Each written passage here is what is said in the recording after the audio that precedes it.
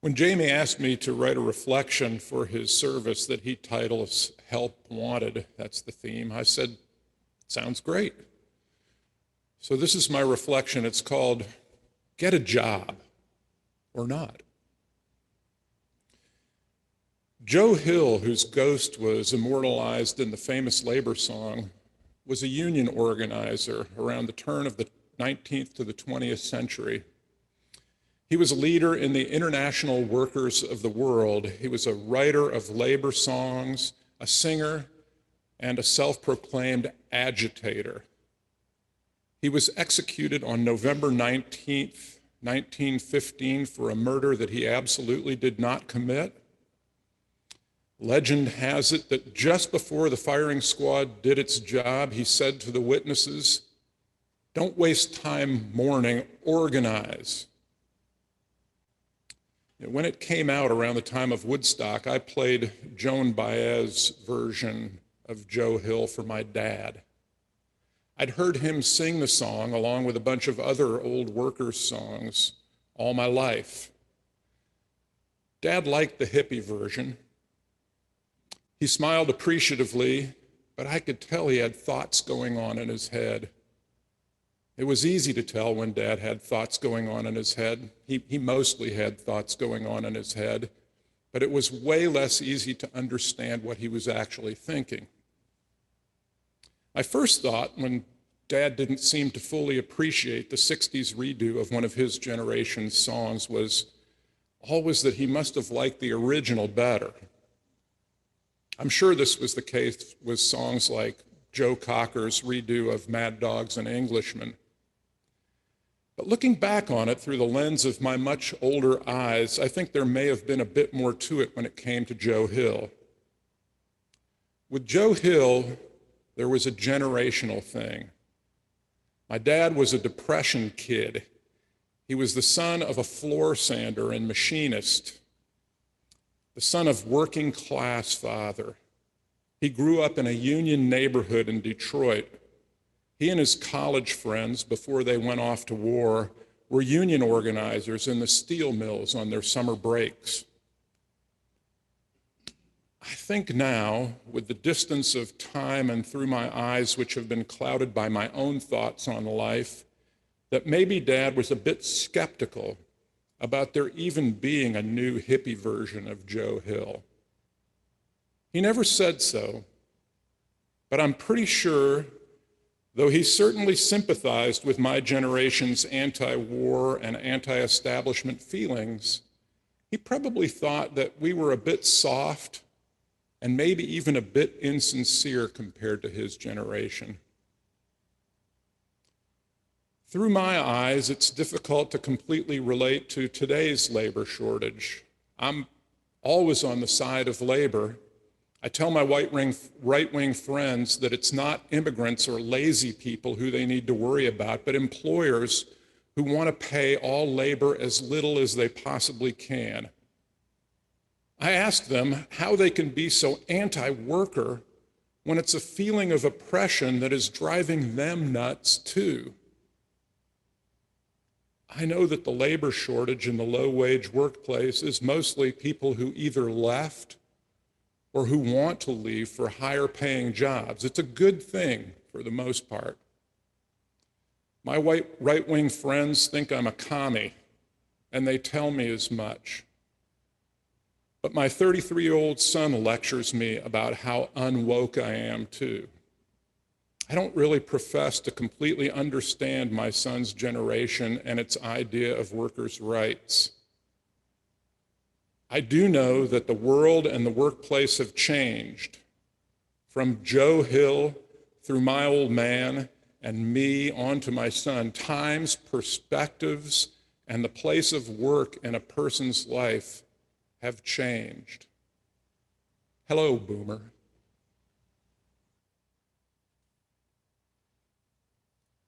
So I was in Fort Wayne, Indiana this past weekend visiting my parents, and we decided to hit the downtown so I could see how Fort Wayne had changed and grown over the last many years. I grew up in Fort Wayne, haven't lived there for 25 years, don't get downtown all that often, So we took a historic canal boat tour, which is new, and all along the canal they built out like this beautiful park with a cafe, and people were walking and kayaking and biking, and kids were playing. It was really lovely. From there was an easy walk to downtown, where there's a nice open air district now that's lined with shops and restaurants. It was really bustling with all kinds of people and activity. And while we were walking amidst all the shops lining the streets, I happened to notice a big empty restaurant, and there was a sign on the window that said something like, "Dear customers, we would dearly love to offer you evening dining, but we need employees to do that. Please apply if you would like a good job." And this reminded me of a time a few weeks ago when I went to a well-known national takeout chain restaurant in the middle of the day. I won't name it.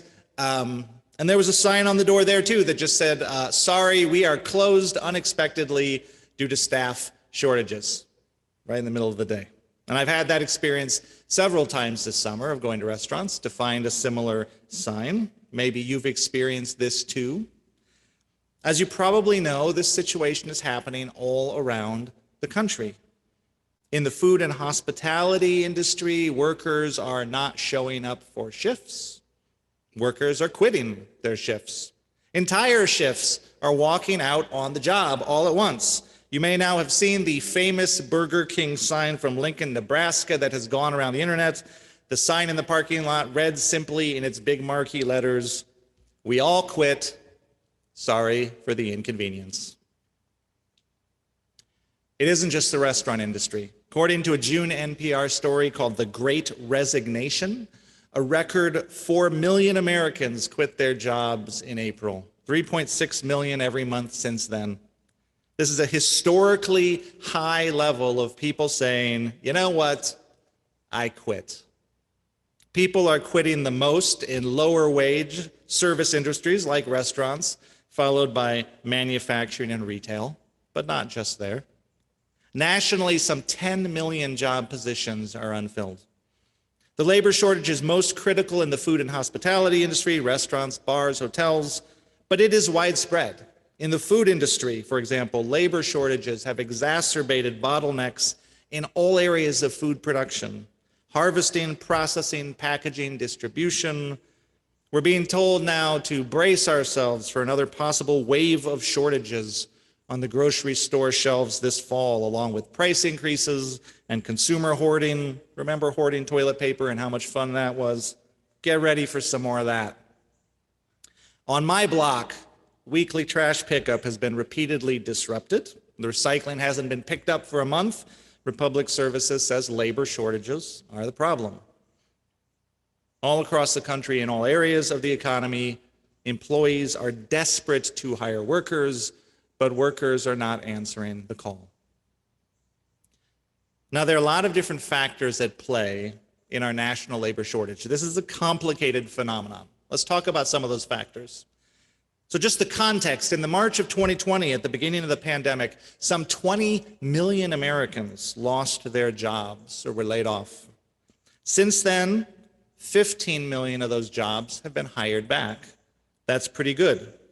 But a lot of older workers during that time early retired or regular retired, and those workers are probably not coming back. So that is one factor, a lot of early retirement. There are fewer workers to begin with. That's another factor. The last decade saw the lowest population growth since the 1930s. Americans have been making fewer babies, which means fewer workers. Now, normally, immigrants fill that gap, but America has not been the most friendly place for immigrants of late, maybe you've noticed. And so there were 1 million fewer new legal immigrants than economists had expected from 2017 to 2019, even before the pandemic. That's 1 million missing workers. So that's another factor. There's the shutdown itself. The economy was massively disrupted and is still disrupted. And even as we reopen, industries are coming back online at different times with different needs. Some industries didn't survive, some new industries are born. And there's a mismatch between the skills that employers need and the skills workers have. It takes time to retrain. There's also a geographical mismatch. During the pandemic, there was an exodus from the cities to what is now called the exurbs, like rural areas just outside of the cities, made possible in part by telecommuting. Well, now the cities are opening back up, but the workers are somewhere else. Childcare is a huge issue. During COVID, parents, particularly mothers, had their employment severely impacted by the closing of schools and the lack of affordable childcare, which has always been an issue in this country. And this is still an issue keeping many parents, especially women, from returning to the workforce or returning in the same way. So we'll see what happens when schools reopen or fully reopen in the fall and whether that alleviates some of this. And of course, we're still in the middle of a pandemic that claimed 635,000 lives and counting. Some workers have died. Many workers are still dealing with issues from having gotten sick, the so-called long COVID. Some are newly sick now. We are in a fourth surge. Studies show essential workers were more likely to get sick from COVID during the height of the pandemic. In states with higher vaccination rates, workers are returning to restaurant-type jobs more quickly than in lower vaccinated states, which suggests that some workers may be reluctant to go back to their jobs because they don't want to be exposed to illness. So it all adds up to 10 million unfilled jobs and employers fairly desperate to fill them. A New York Times article describes a recent job fair in St. Louis, Missouri. Quote, "Hundreds of jobs were being offered at the fair. A home health care agency wanted to hire aides for $10.30 an hour, the state's minimum, to care for disabled children or mentally impaired adults. There were no benefits, and you would need a car to get from job to job. An ice rink, concert, and entertainment center was looking for 80 people, paying $10.30 to $11.50 for customer service, $13 for supervisors. But the jobs last just through the busy season, a few months at a time, and the schedules, which often begin at 5 a.m., change from week to week.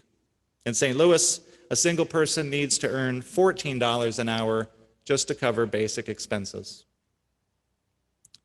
The job recruiters packed it in early. Hardly anyone showed up for one of these jobs that day. So on top of all of the other factors that we have talked about, there is this other factor that economists call an expectation mismatch between the 10 million jobs employers need to fill and the 9.5 million unemployed workers available to fill them. An expectation mismatch is a polite way of saying that workers are looking at those job offers and saying, like Bartleby the Scrivener in the old Melville story, "I would prefer not to." Recent surveys showed 48% of workers reported being frustrated in their job searches. Frustrated. What they want is better pay, better work conditions, better work-life balance, and shorter commutes. When they don't find it, they are apt to keep looking. They would prefer not to. Now, for employers and some policymakers, a narrative has emerged to explain this frustrating obstinacy of the post-COVID worker, and that is generous unemployment benefits offered during the pandemic have made work relatively unattractive.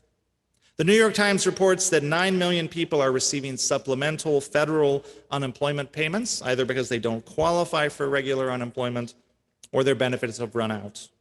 Millions more receive an additional $300 a week supplement. So, say the frustrated employers, why would you work when you are getting money for nothing?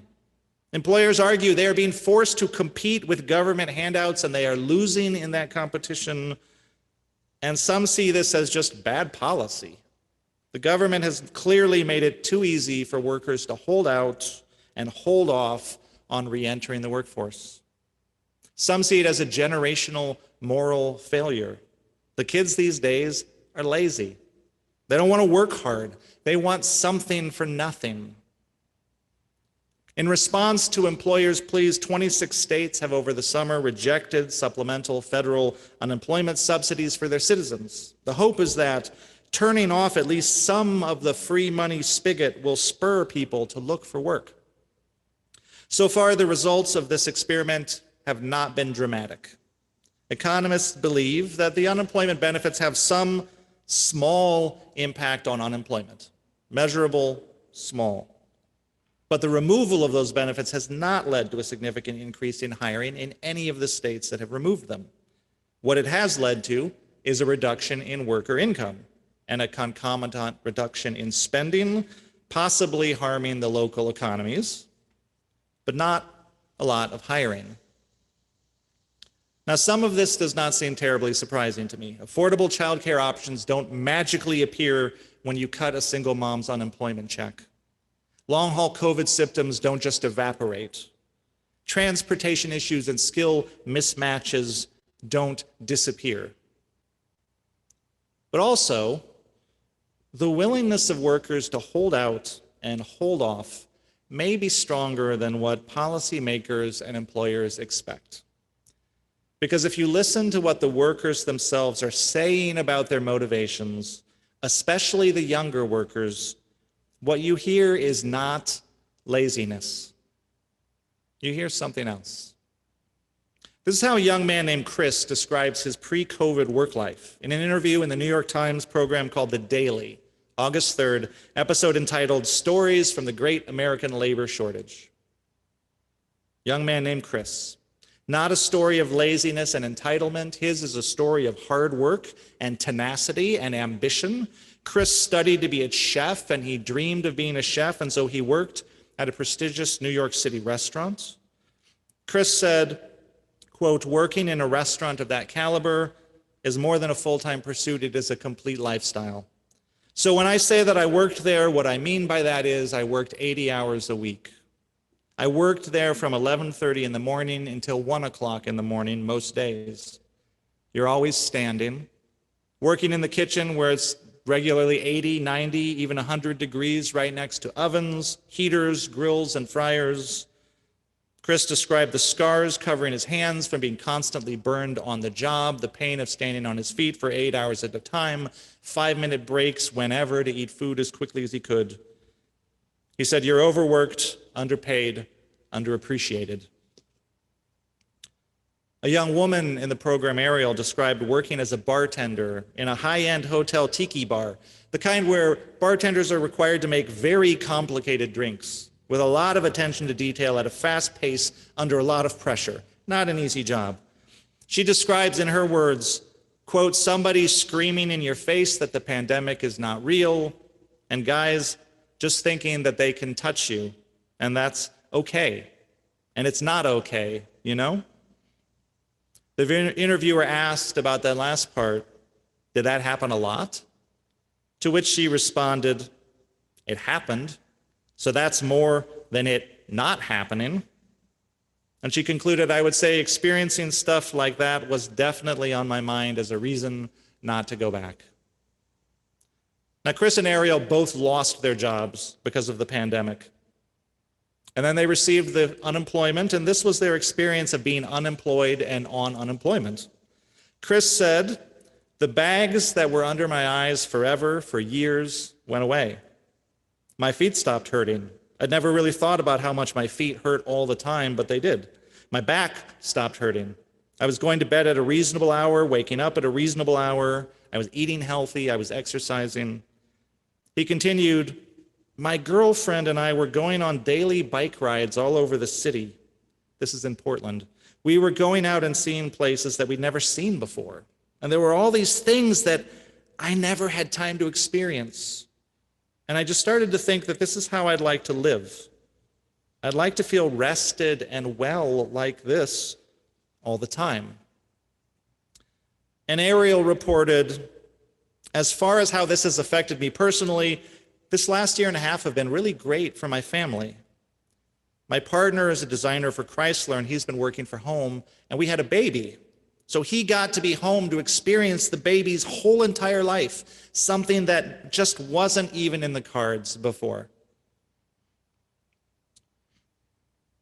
The so-called mismatch that many young workers are experiencing between their expectations and employers' expectations is in many cases a simple desire for non-abusive working conditions conducive to a healthy life. In interviews and newspaper stories, workers describe low wages, lack of benefits, long hours, long unpaid commutes, 4-hour commutes on unreliable buses, unstable schedules leading to loss of personal time, loss of family time, loss of energy, loss of sleep. Workers describe punishing, stressful, and abusive working conditions leading to illness, pain, and injury. Workers describe being disrespected, demeaned, verbally abused, and sexually harassed. Now, I'm Gen X. I was raised to look at all of that and go, well, that's work, right? Now, I've not experienced sexual harassment and racism at work as a white man. I've had more than my share of bad jobs in life. In my younger years, I worked restaurants and fast food and third-shift factory jobs and unsafe construction jobs. But lots of jobs at all levels of the economy involve long hours, high stress, long commutes, loss of family time, bad bosses, and bad behavior. I mean, not all these things all the time, hopefully, but sometimes that's just the deal, right? And these young people are looking at that deal and saying, I would prefer not to. Or as Ariel said in regards to her previous job, I am never, ever, ever going back to that. And so they are drawing down their savings. They are cutting back on expenses. They are finding creative living arrangements, and yes, they are taking the benefits where they can. They're biding their time because time is leverage in a labor shortage, and they are using that leverage to hold out for a better deal. Higher wages, benefits, better hours, better working conditions, telecommuting and work-for-home arrangements that allow family time. Some of them are using the downtime to imagine a new course entirely. Workers talked about going back to school, launching business ventures, launching artistic careers. They for sure aren't lazy. They aren't entitled. They are just looking at what is being offered to them and saying, nah, no thanks. I would prefer not to. And in this moment, under this unique set of historical circumstances, they may have a strong enough hand to play to hold out for something better, to tip the balance of power between capital and labor, and maybe improve conditions for a whole lot of other people who will follow after them in the process. As far as I'm concerned, these people are heroes. These people are heroes. Now, our Unitarian Universalist principles promote justice and equity in human relations, which our most prophetic voices have historically understood to include justice and equity for workers, right? So these historic voices, these prophetic voices have been like that barking dog in our story for all ages, barking against injustice. And this is one way we understand and recognize what resistance to injustice looks like. And we ourselves can be like that barking dog and raise up our voices for the poor and for all those who labor under unsafe and inhumane and exploitive conditions. We can raise our voices for essential workers and working parents and the chronically underemployed and unemployed who are still facing very tough choices and very tough challenges during a pandemic. And historically, those prophetic pro-labor voices in our faith would urge us to support organized labor, and its leaders would lift up heroes like Cesar Chavez and Dolores Huerta and Joe Hill from the poem, and call us to support the workers who are organizing, and there is surely a need for that. For example, the so-called gig economy is crying out for better workers' rights and protections. In Europe, it's starting to happen. In America, not so much. Where workers have struggled to unionize at places like Amazon, they deserve our support. But in this postmodern, distributed, virtual age, things have a way of happening differently. And young people today do things differently, and a radical labor movement of today may look different. It may not necessarily look like the organized movements of old. It may not look like organized anything, at least not at first. So another way we can support the labor movement today, and this is especially something we can do as a religious movement, is to help young people and not so young people understand their desire for something better as an act of spiritual resistance. Understand their desire for something better as an act of spiritual resistance, as resistance to dehumanization. One of the things religious communities like UUI, for example, do, one of the reasons we exist, is to tell stories for the larger society of who we want to be as a people. And we help people understand their own stories. And so we can help name for this generation or any generation that saying no to oppressive work conditions is a form of resistance to dehumanization. And this resistance connects their story to a much larger story, to the larger story of labor resistance. Because fighting dehumanization has always been at the heart of the labor movement. And when people understand the story that they are a part of, when people understand that they are part of a larger story, they're not isolated and alone. And it's easier to take heart and find courage. Labor progress in this era may not look like what we expect. It might not look like Joe Hill organizing people. It might, but it might not. It might begin with a generation simply saying no, holding out for something more, imagining something more because they've caught a glimpse of something more. When young people dare us to imagine something more, we should resist the easy narrative of entitlement. And we can help them instead root their story in a story that is centuries old in this country, the fight for dignity and a fair deal for working people. On this pre-Labor Day weekend, maybe we can all imagine something more.